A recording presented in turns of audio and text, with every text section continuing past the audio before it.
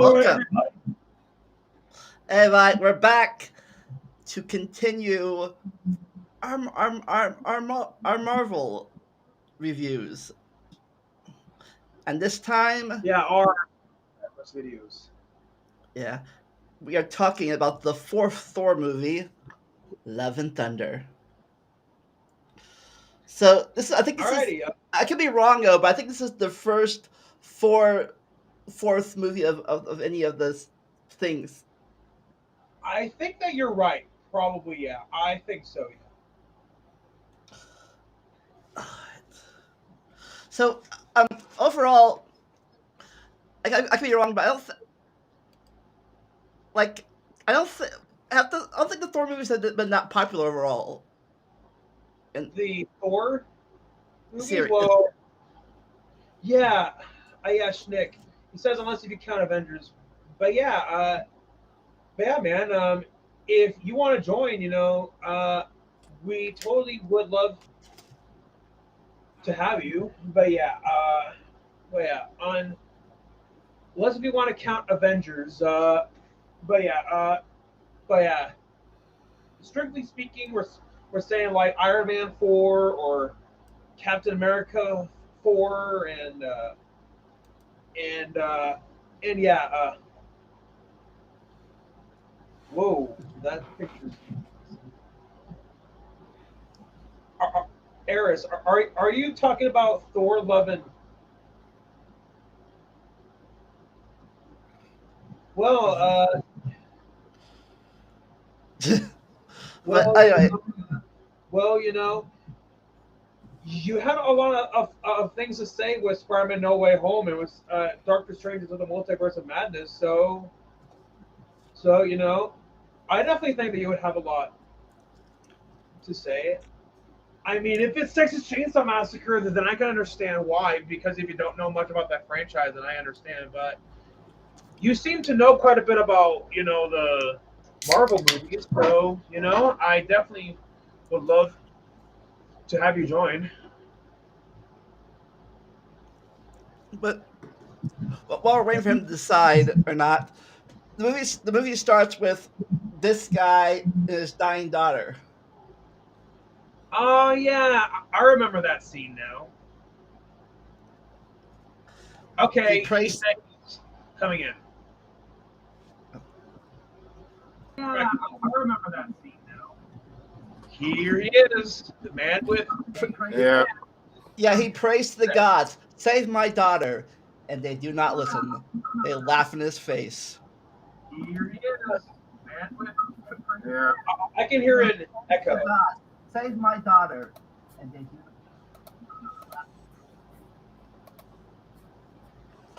But yeah, they laugh in his face, and so a voice calls to him and says, "I have a sword. Kill gods with a sword." He's like, "Okay,"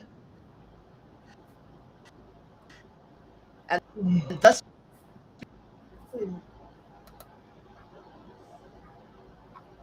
Thus But what? yeah, but yeah, I would say that Christian Bale did a phenomenal job, and it's actually really ironic the fact that Christian Bale is playing the bad guy here because there was that line of dialogue in The Dark Knight where it goes, "You either die a hero or live long enough to see yourself become the villain."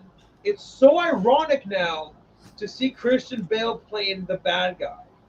Actually, isn't this the second Batman that became a villain in the Marvel movies now? Yes, yes, because the first guy like was Michael Keaton. Michael Keaton Yeah, played Michael Keaton. the Dark movies, and then Michael Keaton went on to play the Vulture in Spider-Man: Homecoming.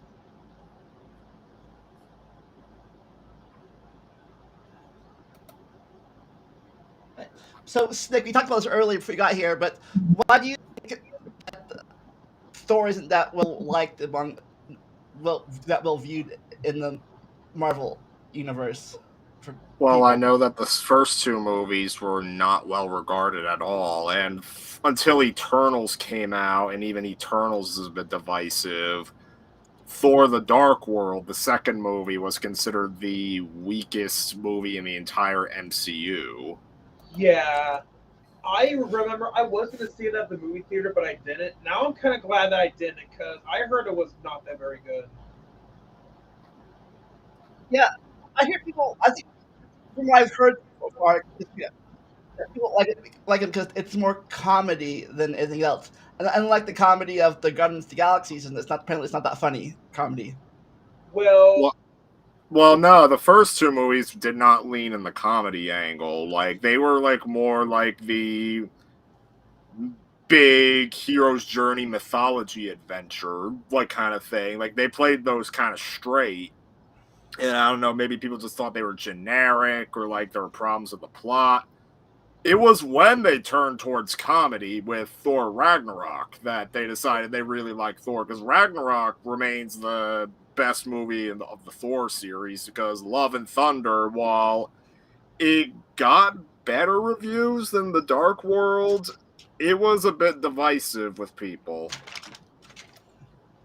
yeah, I definitely will admit that Christian Bale definitely was one of the best aspects of the whole entire movie. I mean, regardless what you feel like the movie about it itself, Christian Bale did a phenomenal job.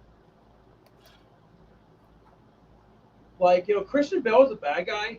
He actually legitimately creeped me out. Hmm. Yeah.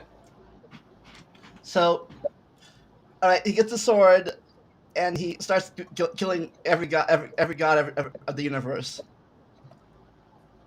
Yeah, yeah, which, well, I will admit, I thought was one of the coolest parts of his character. It's just the fact he's somebody who can kill a god. I mean, how many people can claim that they can or have killed a god? I don't know. Not me, not me. Like, well, besides what's his name from the video game series? From the Kratos from God of War. Yeah, is this guy? I am not. I have to say I am not that familiar with all the Marvel comic lore, but is this guy in the this guy's a major character in the comics? he might be. I haven't read any of the Thor Marvel comics, so I have no idea.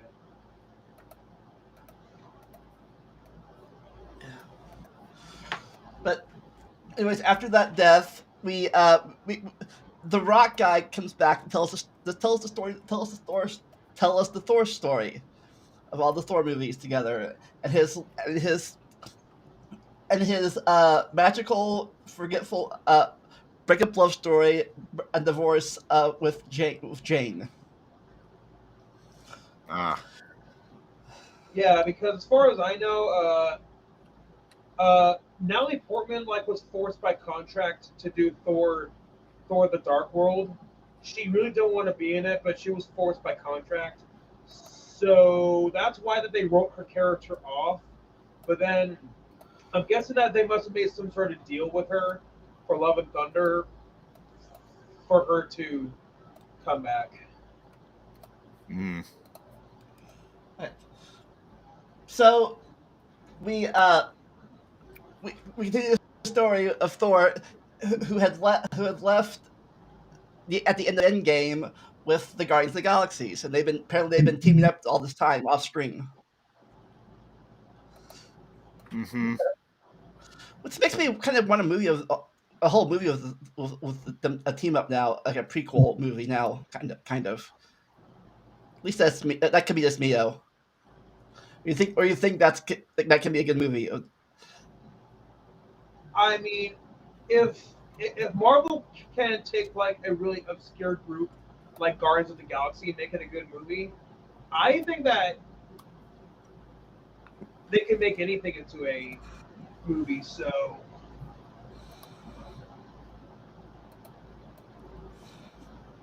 Yeah. So what the? You disagree? Though they kind of already did the crossover like with the last two Avengers movies, so true. True. But anyways, so what's the deal with the goats? The goats. Hmm. Yeah, I'm the go- not entirely sure. Maybe it's set up for future movies. I'm not sure. All right. Well.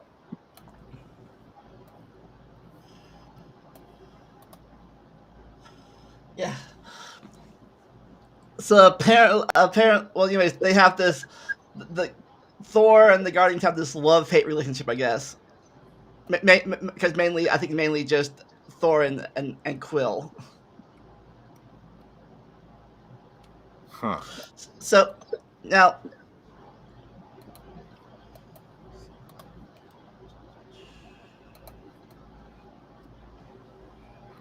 Now what?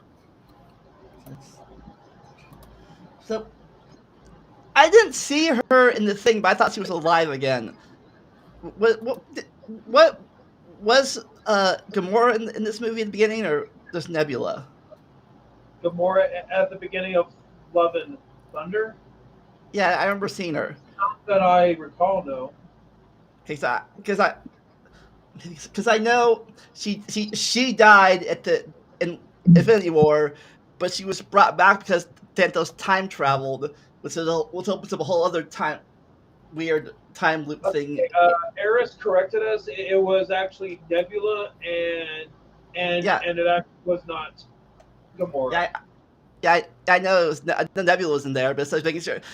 I was wondering because I don't know if she actually officially came back at the end of the End Wars because of the time loop thing or not, or the weird timey-wimey stuff.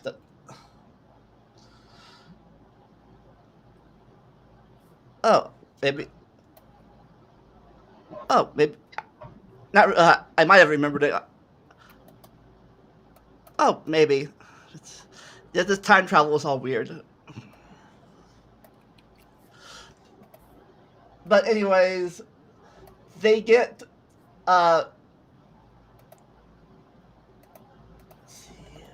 they get mixed messages, not mixed messages, multiple messages saying everything things. So they split up. Thor goes after, I think, was it Sif? Was it Sif in the second movie he went after? The second Thor movie? No, I never saw the second Thor. No. The girl he went. Maybe Snick remembers. Not like movie, but there's like a. I think her name was Sif. Was that who he went after in this movie? Well, I told you I didn't see Love and Thunder, so I'm. Yeah. Okay. Yeah. Sorry. All right. But they split up. Well, I sure hope that we're not going to spoil anything. Nah, it's okay. I read the plot up. I just don't remember what the plot was, but you can talk whatever. Yeah, I actually am curious to know how they were able to get Natalie Portman back. Like, was it like better pay, or maybe they negotiate, or maybe it's because they actually gave her powers in this. I mean, yeah, probably. That would make sense to me.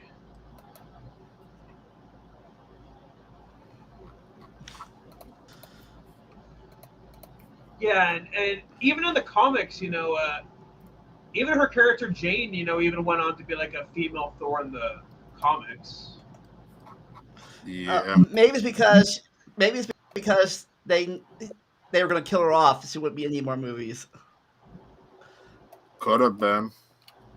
Yeah, that's what Harrison Ford back in Star Wars. Yeah. Yeah. Which I was surprised that they even got him back for a cameo for Rise of Skywalker, because Harrison Ford made it perfectly clear that he didn't want to come back. Yeah.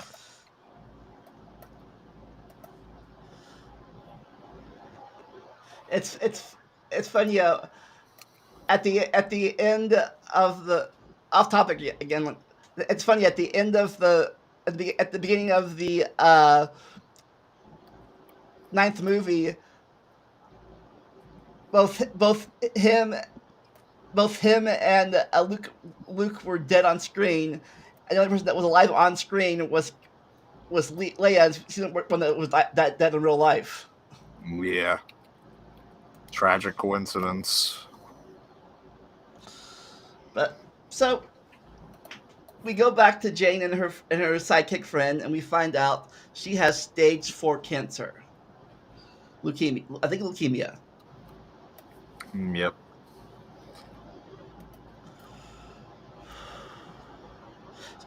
So personal questions. You guys know anybody that suffers from leukemia? No. Yeah, Sorry. not that I know about off the top of my head. Neither do I. So I can say it's about that. So I'm by no means an expert on that. Is that like genetic or something? I'm not sure. Maybe it could be, but not always.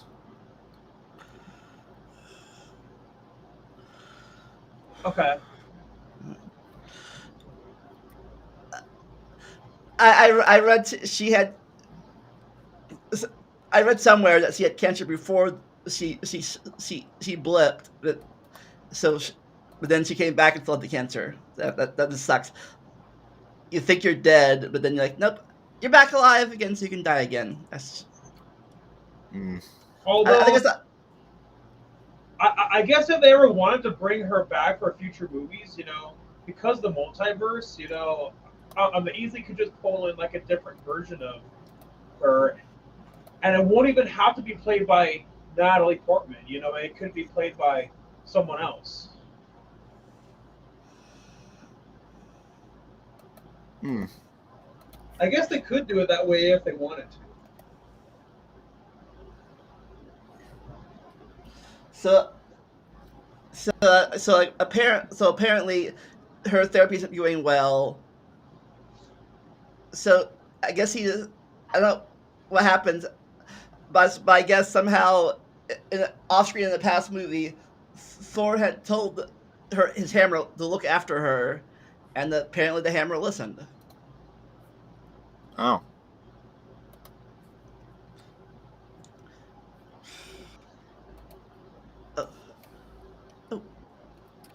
Eris says,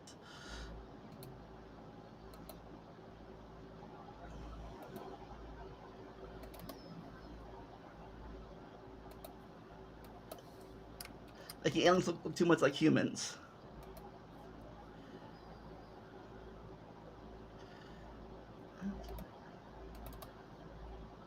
I said, she died in the comics and was reincarnated by Odin as a Valkyrie. Okay. So, they totally could do that too if they wanted. Well, for the end of the movie, she does go into Valhalla, the heaven of the Viking warriors.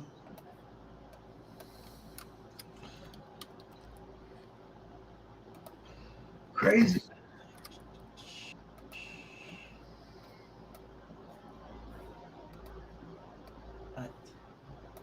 But yeah, what I liked about the movie, I liked how it had like that 1980s vibe to it. I mean, just even look at the poster. I mean, it screams 80s, Yeah, it does. And even how like they use all of like these songs from like the 1980s. Oh yeah. Kind of like what Guardians does. Yeah.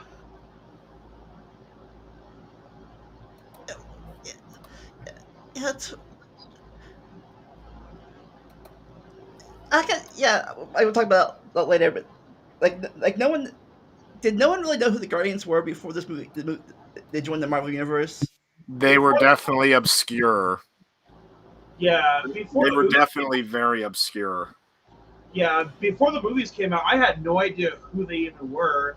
But ever since the movies came out and it made them popular, of course, there was a rise in comic book sales.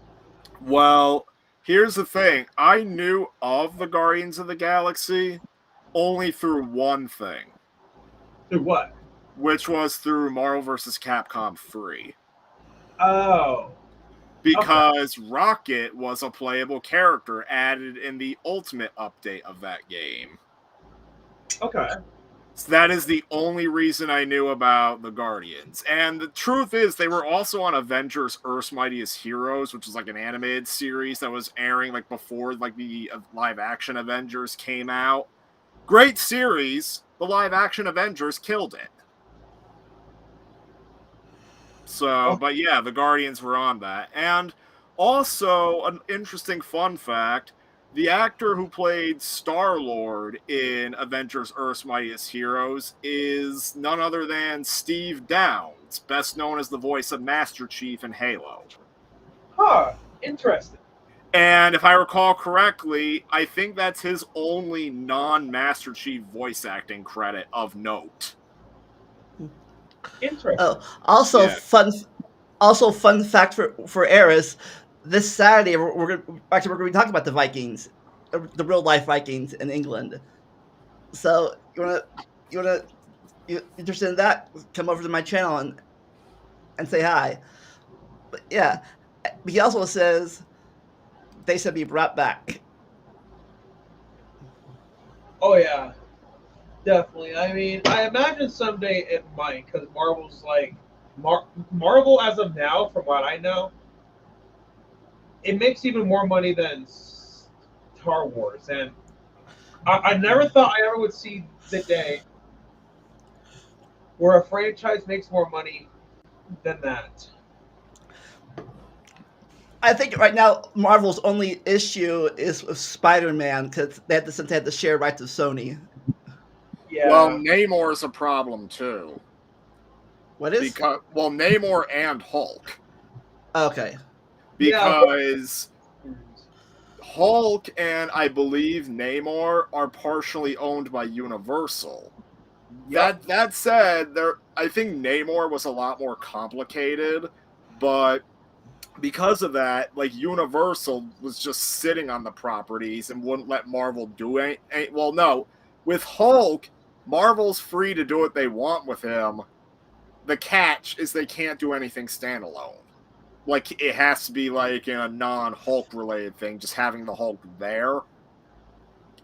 And then Namor, there was like more complicated rights, and they apparently finally managed to resolve it for the new Black Panther, where Namor appears. So who is Namor? Basically, the Marvel version of Aquaman. Okay. Yeah. So that's what. Sorry. Like I say, that's why they only had one standalone Hulk movie. That is why. In fact, you'll notice that one standalone Hulk movie in the MCU is Universal distributed. Okay, and that's also why Hulk, the closest that we'll get to a Planet Hulk movie, like, is Thor Reg. Basically, yeah, they couldn't make an actual Hulk movie out of it because then then Universal would have had to be involved in everything, and for whatever reason, Universal's just able to sit on the rights indefinitely, and they don't even have to do anything somehow.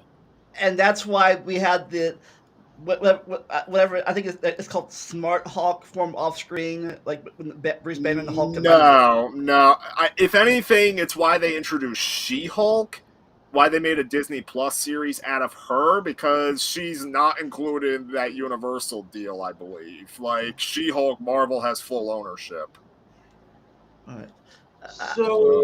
But Universal's not clearly doing anything with those rights. So if they're not going to do anything with those rights, then what's the point to even having them? You know, I don't know how they've been able to hold on to those rights, because the thing, 20th Century, back before, like, when they were their own thing, Disney didn't own them. When they had Daredevil, X-Men, and Fantastic Four, they had to keep making a movie every couple of years or they would lose the rights. And that's how they lost Daredevil, because they didn't want to put a Daredevil movie in production. And that's the whole reason we got Fan-4-Stick, the 2015 disaster. Literally the only reason it got made was so that 20th Century didn't have to lose the rights. But the thing that confuses me is that Universal hasn't made a Hulk movie since 2008. That was almost 15 years ago. I could not tell you how they still have the rights. I could not tell you. Like, and even that was a crossover movie too, so maybe somebody in the comments, might know. Yeah, I could not tell you how Universal is still a problem for making a standalone Hulk movie. So, but we go back here. The lady, the Valkyrie from the third Thor movie is now the leader, became the leader of the Asgardians at the end of. Dylan, hey, what's up? Hey.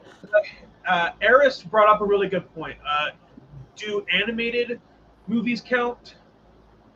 No, animated stuff does not count. That's why stuff like Ultimate Spider-Man and like Spider-Man 2017 were like on Disney XD with no problems whatsoever from Sony.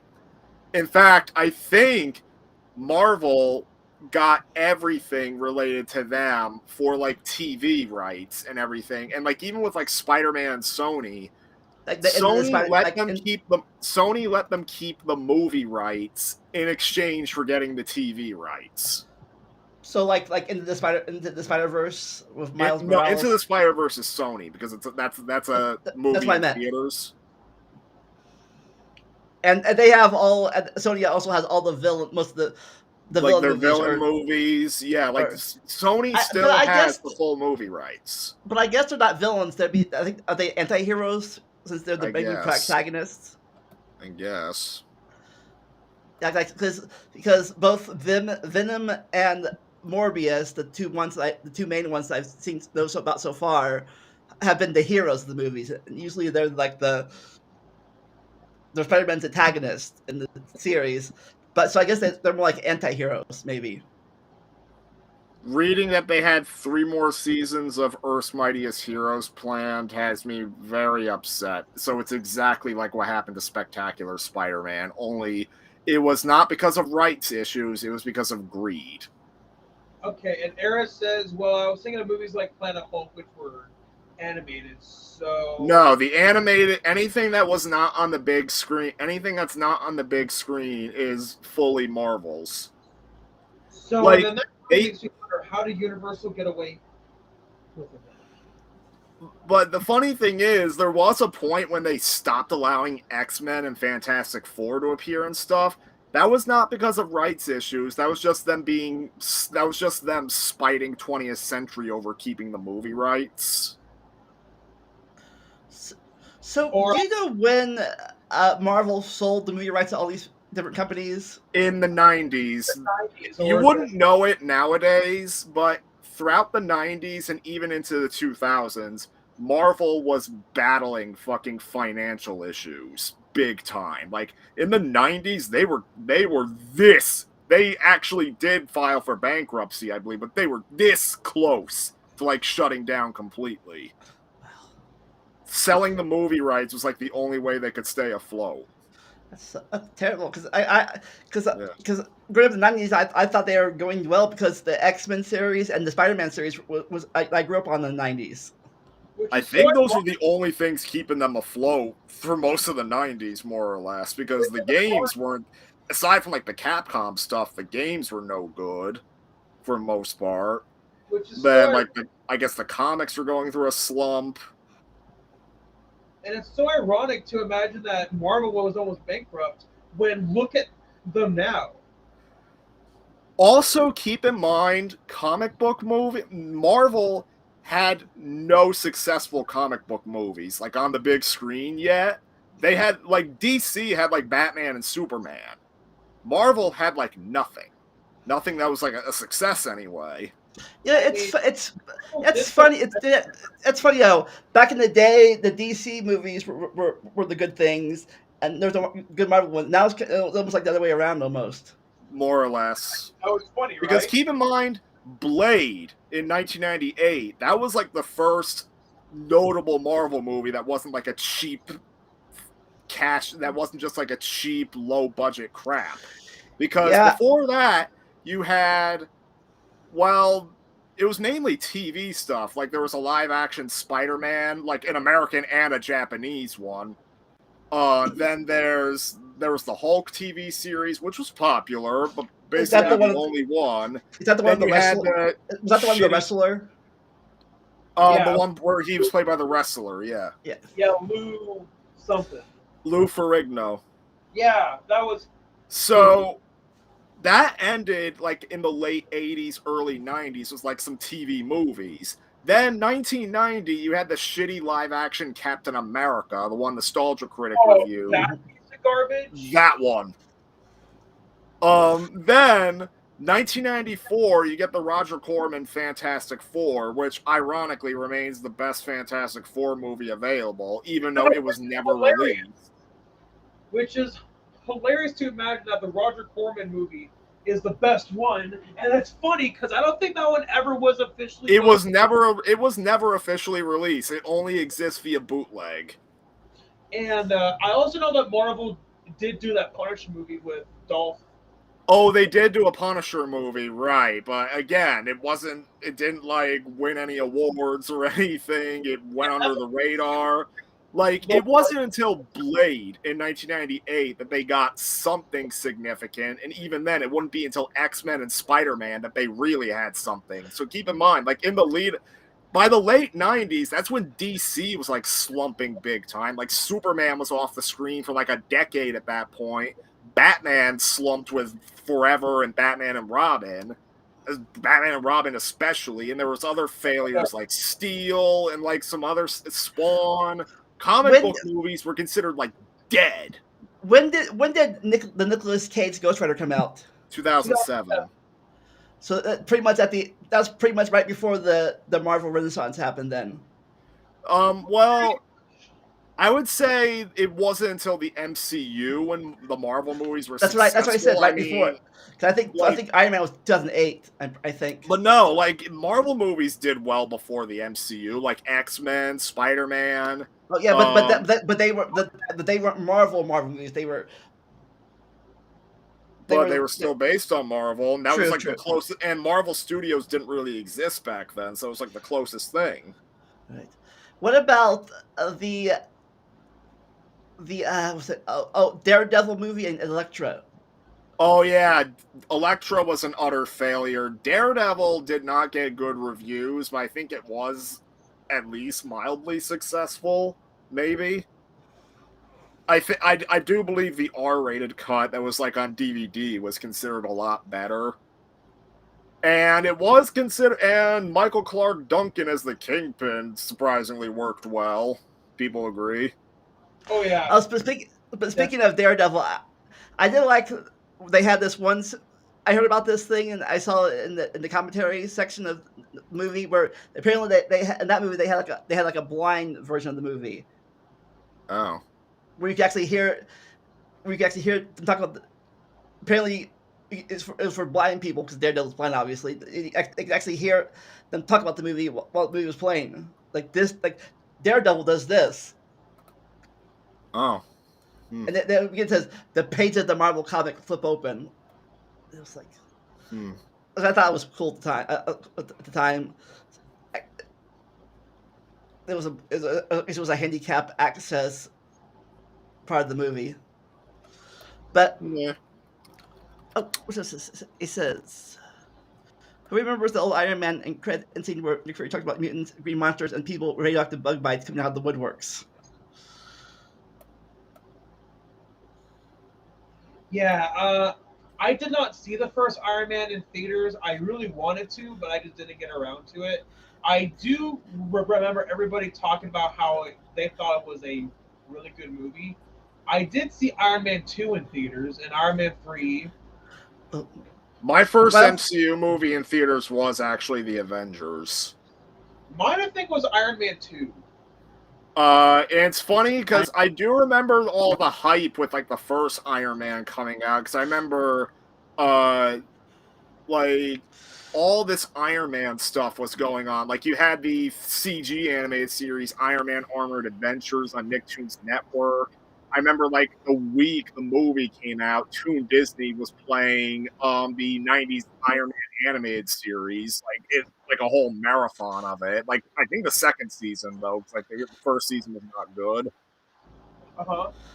Yeah, but like I just remember like the intro of like the second season of the Iron Man animated series. Like it's like this big heavy metal track is like he has like this hammer and he's like hammering down his Iron Man suit.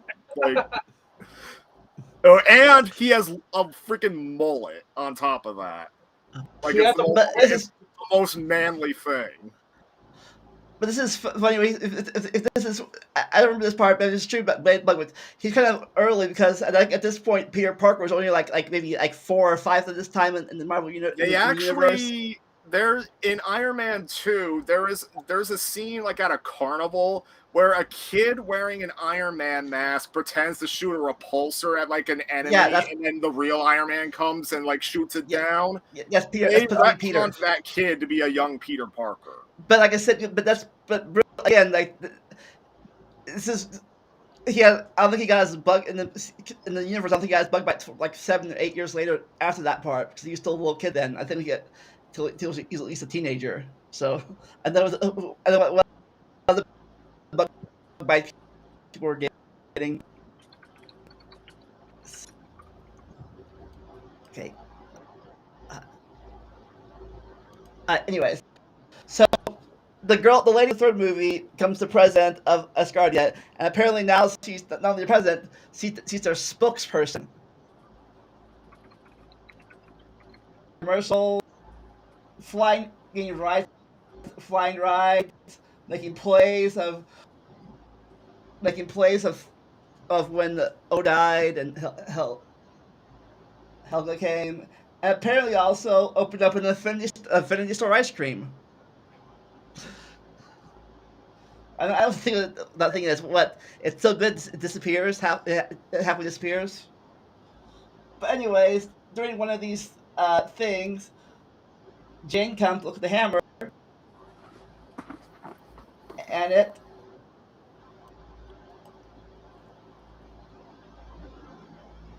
come back together or something.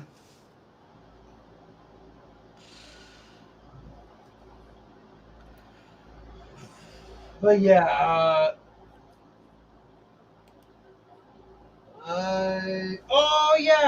I remember it's because the Thor's hammer broke, and I think Thor Ragnarok, right? Yeah, the villain of that movie broke it. Yeah, his sister broke it in twain. But you can see it in the thing. And she actually uses that in the movie. She actually uses this brokenness to hit things. It flies apart, it comes back together again. Which I think is a really good effect almost. So what do you guys know about the Mighty Thor? Is that her name? Much. Yeah, that's what her name is. I honestly never even heard of Thor up until when the first Thor movie came out. I never heard of the mythology. Oh, you mean Thor? You mean Thor himself, or you mean the Jane Foster one? Me? No, I'm asking. I'm asking Van Daly. Do you mean the Thor himself, or just the Jane Foster version? Jane Foster one. I mean, no, not before this movie. Like maybe a little bit like in the comics, but I don't read the comics. So all I know is that shitty game Marvel's Avengers got the Mighty Thor playable, like right when Thor Love and Thunder came out. And I do not even know why that game's still getting updates since it was a colossal failure. I'm thinking the reason why they made the Mighty Thor was just because they could do a palette swap of regular Thor's moveset. Because they also did an update with the Winter Soldier, and supposedly the Winter Soldier is just Captain America's moveset with a little bit of like Black Widow, like the gunplay. Well, yeah, Eris says, talking about the bug bite, is a reference to Sam Raimi movies, crossover, and he also says that, I like how accurate this thing is to real life too. The Infinity Stones coffee cone shop. We would in real life turn that a weapon of mass destruction into a means to sell production like ice cream.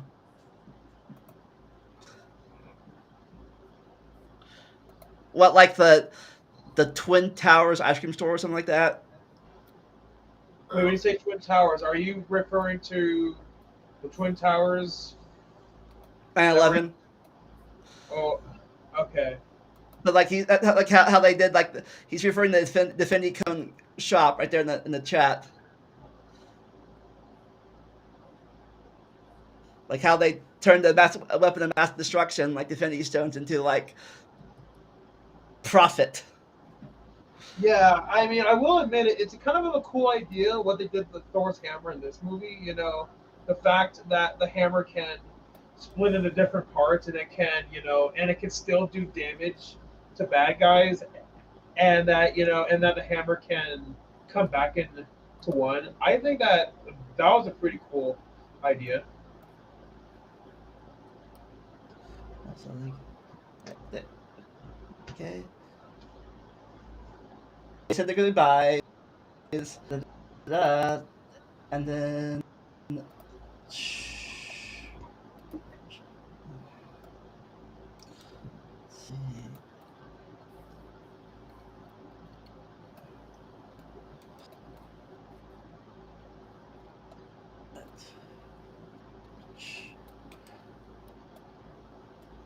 Yes, I think she was from the second movie. Yes, Sith. But yeah, I like this funny joke part, kind of funny part, but not. This says I'm going to the halls of Valhalla now, and he's like, that only happens if you die during battle, not after battle.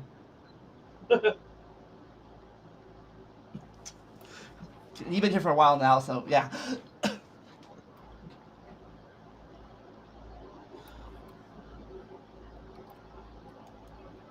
see.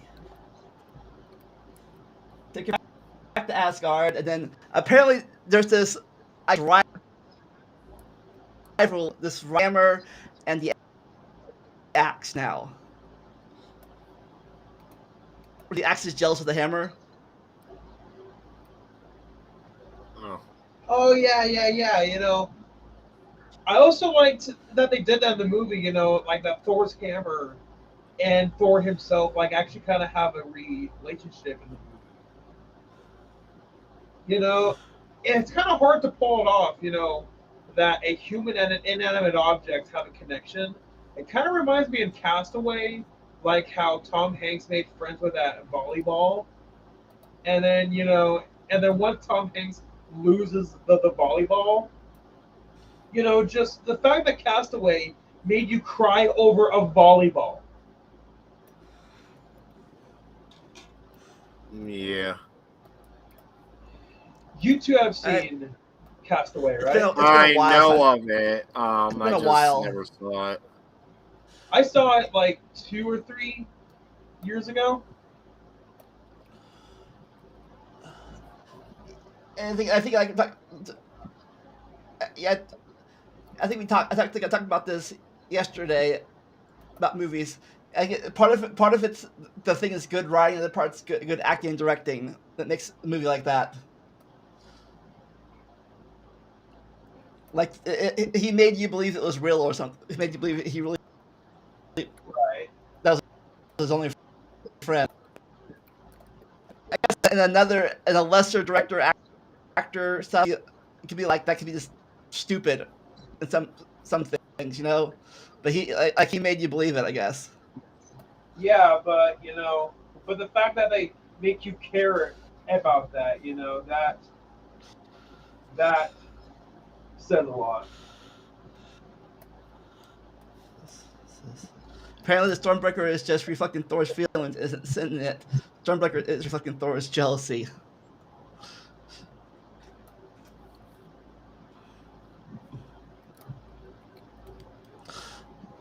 But anyways, they meet again. At first, he doesn't recognize her until she takes the helmet off and like, oh, it's Jane.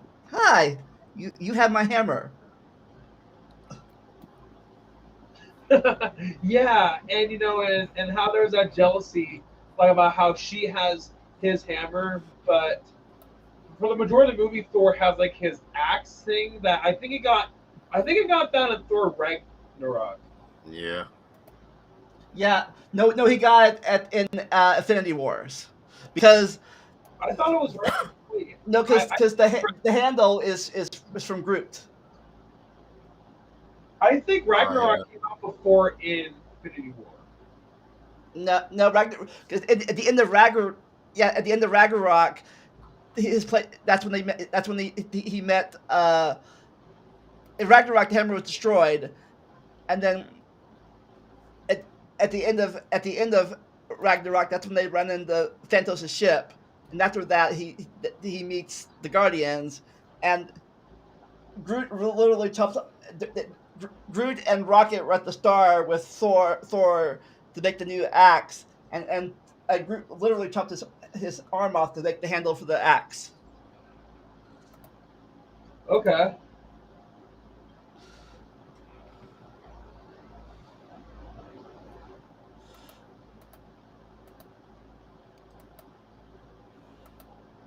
Yeah, but apparently, I guess the hammer, her using the hammer, is apparently not letting is hurting her ability to heal from the cancer. So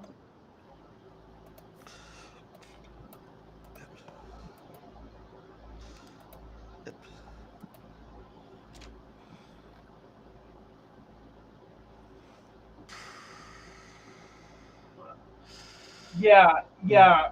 Ragnarok takes place right before Infinity War. Okay, I thought so.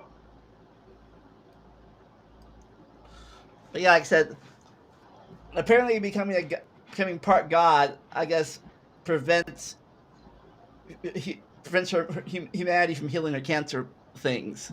So the more she uses the hammer, the weaker she becomes in real life. Yeah. I don't know. I think I've heard that story before somewhere else too. I forget where. I'm misremembering something, but Yeah. They might have done that. Oh. I imagine that they would have done that because I imagine that Natalie Portman didn't want to be stuck doing Marvel movies for 10 years. And she might have said, "Yeah, I'll come back for just this one movie." And I imagine that that's the deal that they made with her, saying that, "Yeah, we'll kill your character off at like the end, just so that way that you don't have to be, committed." uh, but they go back, and the God Butcher kidnaps all the kids of the things.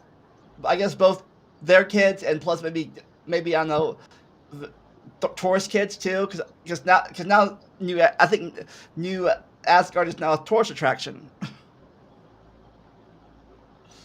Okay. Yeah. I So don't know. apparently it's happened to the comics too. So I guess this is a comic accurate plot line. Yep.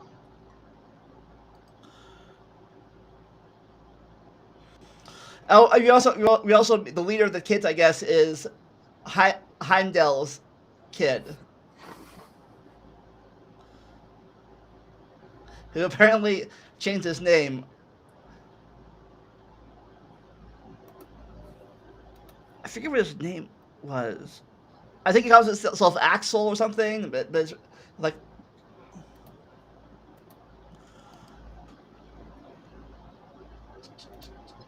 Hmm.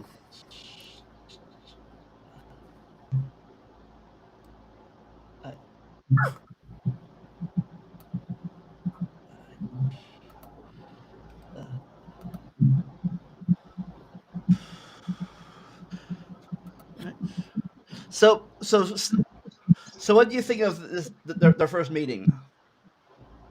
The first meeting of Christian Bale and Chris Hemsworth. Yeah.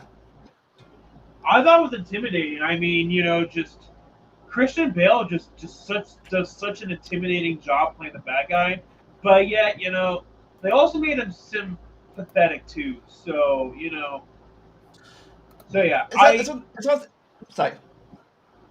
but yeah, I definitely liked what they did with his character. But sometimes they say the best villains always the best villains have a reason to being villains. Yeah, like They're not evil just for evil's sake. yeah, kind of like with Mr. Freeze, like from Batman. In Batman the animated series, they actually made him into a very compelling character. That the only reason why he was doing all that was because of his wife, and that his wife was dying, and then trying to find his wife like a cure and all that.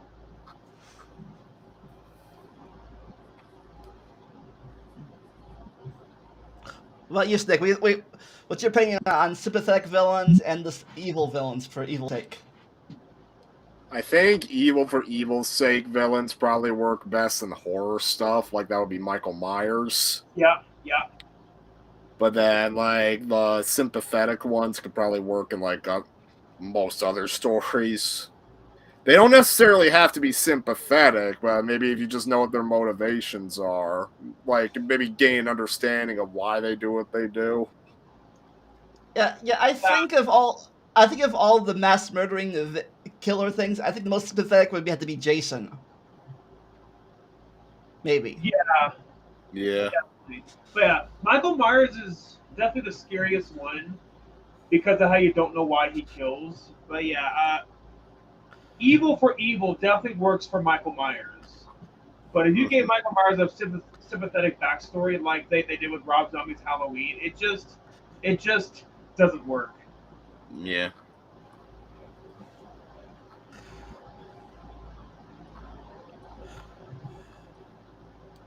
Says plot hole. You wouldn't Gore only go after the Asgardian kids, not all the aliens, because God Butcher and whatnot. I never thought of it that way, but makes sense. Says, by the way, the monsters of the Necrosorter looking for are called the Black Berserkers. Yeah, those shadow monsters. But I guess besides, I guess, I guess, I guess that was his backup plan. If he couldn't kill Thor, then I guess he used the kid as bait.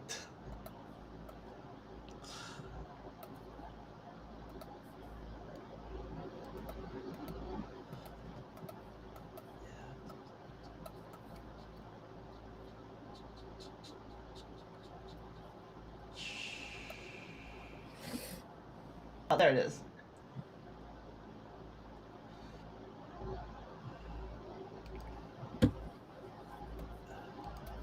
He does this kind of thing.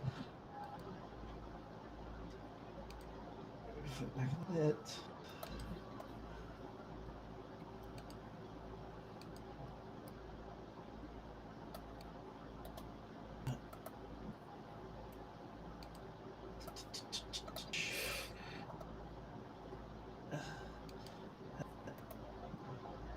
I can't find his spot. But yeah, they go. He goes. I guess he uses the kid's ability to teleport or something to make a astral projection of himself to talk to the kids, and they're in the Yeah. shadow realm. Wait, So Eris, a symbiote, like the symbiote that a symbiote that Venom has.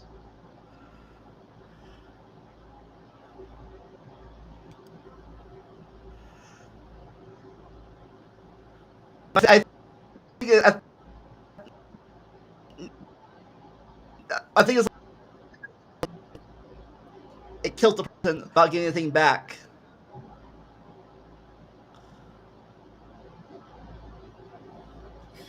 But apparently,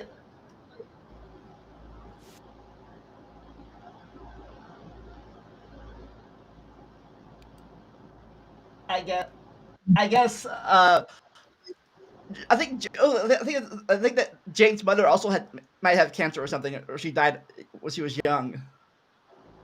Yeah, perhaps.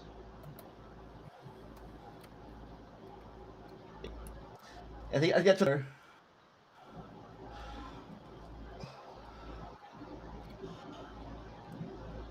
Oh, same species apparently. So I guess the symbiote and that sort of from the same are the same species.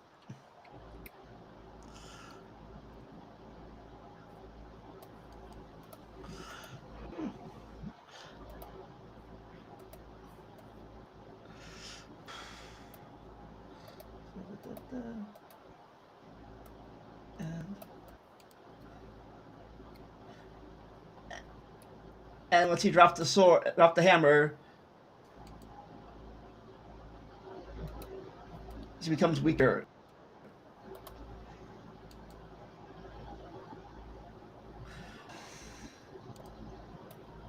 Yeah, this is terrible. I hate this. Trying to find the exact scenes to talk about is hard work. We could just, yeah, I mean, it won't have to like beat for beat. We can just talk, as it goes. I don't want to do too much because then be copyright. But anyways, they go to the land of the gods. Yeah, apparently, and the part where Russell Crowe has a cameo as like that really famous god. I forget his name. Zeus. Zeus, yeah, that was the god's name, Zeus.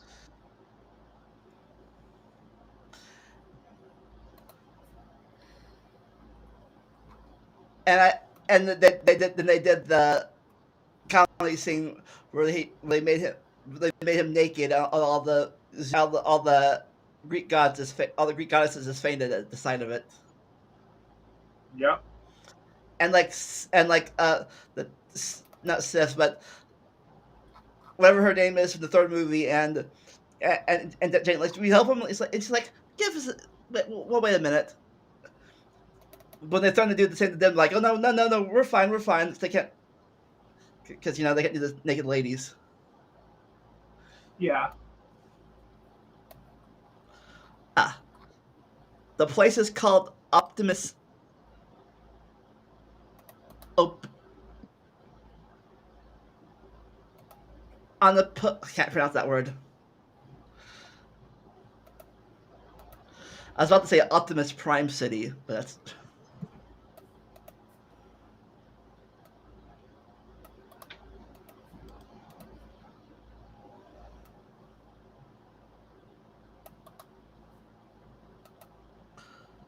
Gore.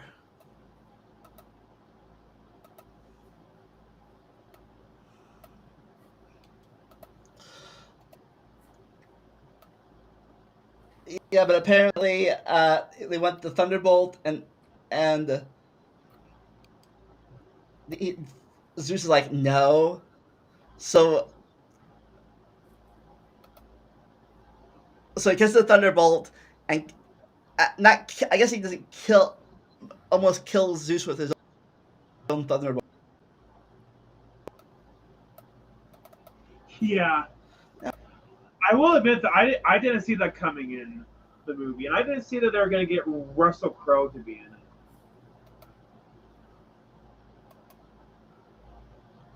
Hey, who was Star-Lord's dad in the second Guardians of the Galaxy movie? Kurt Russell. Yeah, Kurt. Okay. Russell. Okay. I was thinking that name sounds familiar, but it's Russell Crowe, Kurt Russell. Okay. Yeah. I got confused for a second. Yeah. Oh. Ooh. Like, this is Bast, the goddess of the people of Wakanda, is worshipped as seen in the city. And I like how Zeus has a Greek accent. So do we know who the other these who the other goddesses are? Oh, Hera's not up there with Zeus. Apparently, I was gonna say like which one's who the whole goddesses are?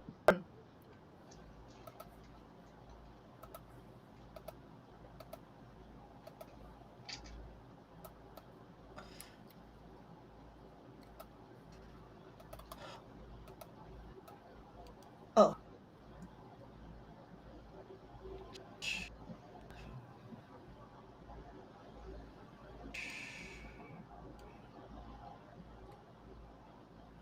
Oh, apparently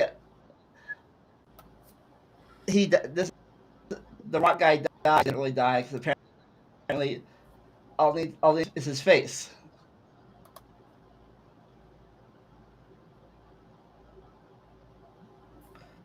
You remember what his name is? The rock guy.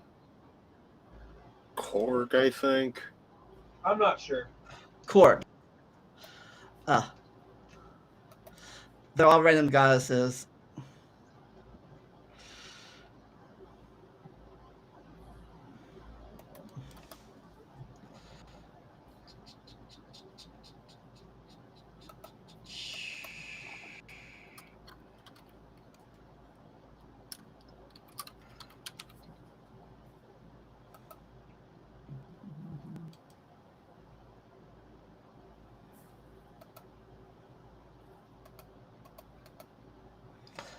That's the part The where I other think. thing. Oh,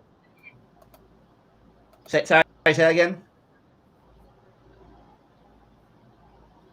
that's the part where I think Thor confesses he still has feelings for her, and I think that that's the part where Jane tells him that she has cancer.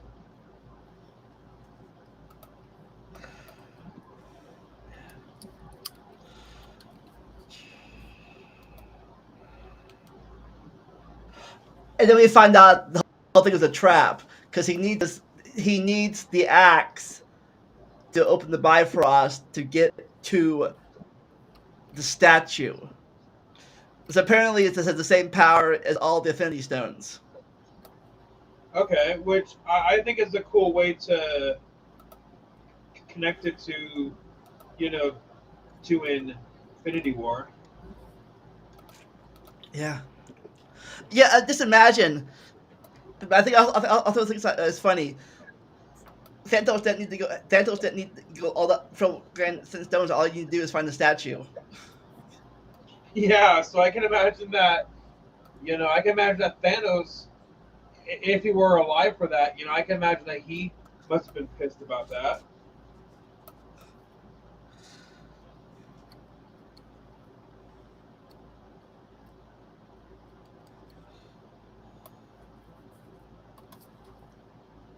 And then it's confession time where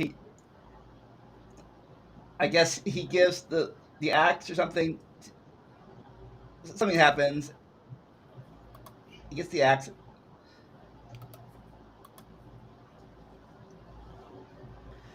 and then this is if they find out back to Earth, they find out if you become Mighty Thor one more time, you're dead.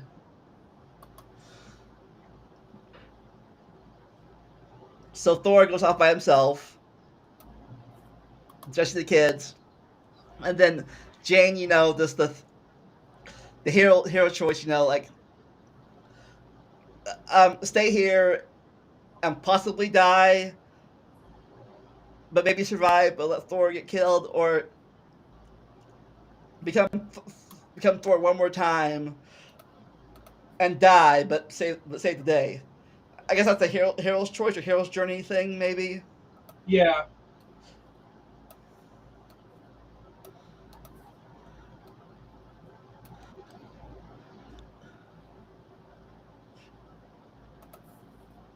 So what do you think, Stick? That hero, the choice. I mean, it's typical, Yeah. you know, more or less.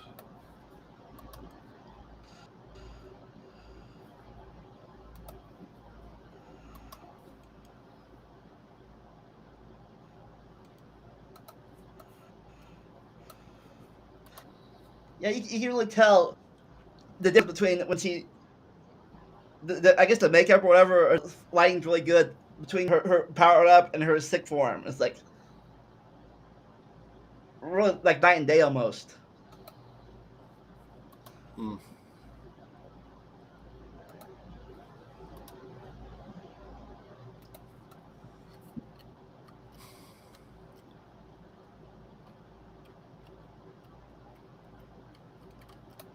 But anyways, like the movie, they battle, and Thor tells all the kids to get a weapon. And one of them is a teddy bear or a teddy bunny or something, and they all and they all get the power of Thor. Whoever holds these weapons has the power of Thor. Uh, I forget. I forget how. Do you know anybody knows how the actual speech goes? No. Not on top of my head, no. I'm probably Eris might know since he or she's like the Marvel expert of the group right now.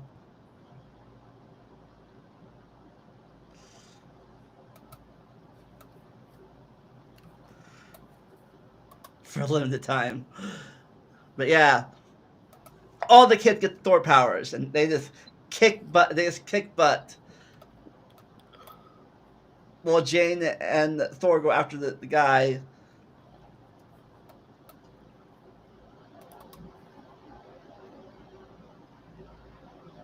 And they all get to the statue.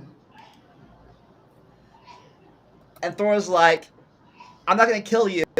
I'm not going to bother killing you because I'd rather spend time with the woman I love than revenge. Which I guess is a callback to what happened before where they're not really spending time together, but they were being together, but not together. There's like, Yeah. and he says, you know, you could wish for the death of everyone, the gods, or you could bring your daughter back. Yeah. And then, well, then they like, so then he's like, she has no one. If I bring her back, she'll have no one. And Thor's like, I'll watch her. Then he dies. Jane fades away. And Jane ends up in Valhalla. And Thor gets a daughter. Yeah. I'm just curious for what they're going to do with Thor's daughter in the future movies. And since that Chris Hemsworth did announce that he's going to be taking a break from movie because he has like Alzheimer's or something like that. No, he doesn't have Alzheimer's. It's just found that he carries a gene that could pop. That's more likely to lead to developing it. Okay, so is there any way for him to prevent the Alzheimer's with that gene, or what? I don't know. Like, it's not guaranteed he will get it, but he's apparently a lot more at risk of getting it. Okay, so I imagine that he has to take care of, he has to do some self care or something. Because I mean, there are preventative ways of developing Alzheimer's, but it's mainly about like healthy lifestyle. Yeah. So he gives the hammer. He gives the axe to her. It was hilarious. Eris, do you know if this little girl's in the comic books, in the Thor comic books or not? Since you're the Thor expert, anybody remember what her name is for the movie? So I guess in the movies, if they wanted to, write off Chris Hemsworth Thor. I mean, they don't have to kill him off, but just write him off, and then just have the daughter take over. Oh, apparently she's a brand new character. It's kind of like Michelle was in Spider-Man. Was brand new, but not brand new. But I guess she is completely brand new. Mm-hmm. Oh, then we get to the mid-credit scene, I guess, where I forget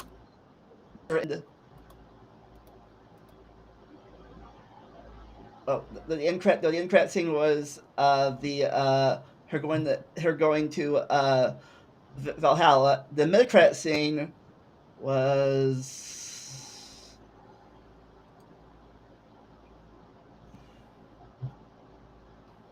Hercules to avenge his father. Okay. Which I'm guessing could be a villain in a future Thor movie or a future movie in general. I can imagine that, yeah.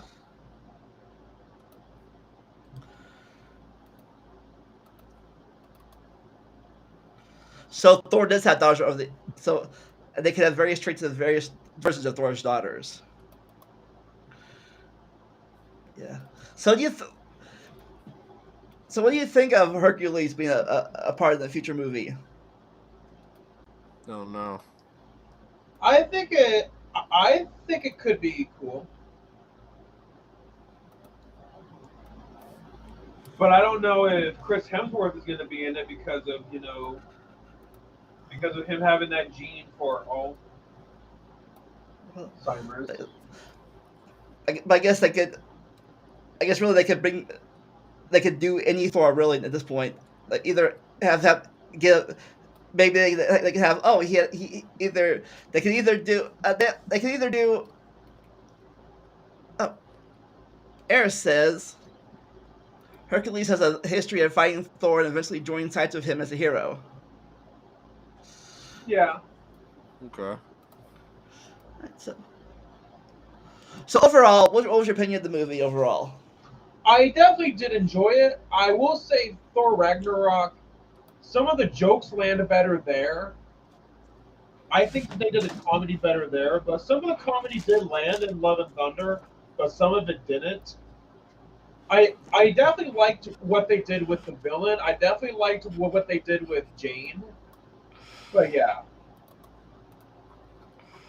in my opinion, it's the second best Thor movie. What was the first best? I would say the first best is Thor Ragnarok. So stick it to this movie, but what's your opinion on Thor ratings? From the sounds of it, would probably be Ragnarok, Love and Thunder, and the first one maybe tied, and then Dark World would be last. Okay. Yeah, sounds Yeah. good, right? Yeah, I agree. I don't think Dark World had that it didn't have a great plot really. Nope. No. And then same guy who directed that went on to direct Terminator Genesis, which also is regarded as a pretty bad movie. Oh yeah, definitely. Not the best track record. Yep. So wrapping this, so wrapping this up, what are you guys have plans for Christmas? Nothing special. But yeah, spend time with my family, and my birthday's on the 14th, and on the 14th, there's going to be a showing. There's going to be a showing of Batman Returns on my birthday, so I'm going to be doing that to celebrate my birthday. One of the gooder DC movies in the past. Yeah, it was the last movie to have Michael Keaton, play Batman, and he would have reprised his role for the Batgirl movie, but then DC canceled it, and I imagine that all the people who worked in the movie are probably pissed because they feel like they wasted their time. Yeah. Think of that. Last week at Thanksgiving, I saw the Black Adam movie. It was pretty good. Yeah, I've been wanting to watch that. And I've been wanting to watch Black Panther, but I can only afford so much. Yeah, I might see that for Christmas. But the longer it's weird, the longer you wait to see something, harder is to avoid spoilers. Oh, definitely, yeah.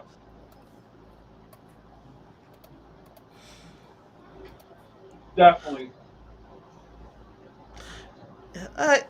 Well, whenever we all can see Black Panther, maybe in the next year we all come back together to review it.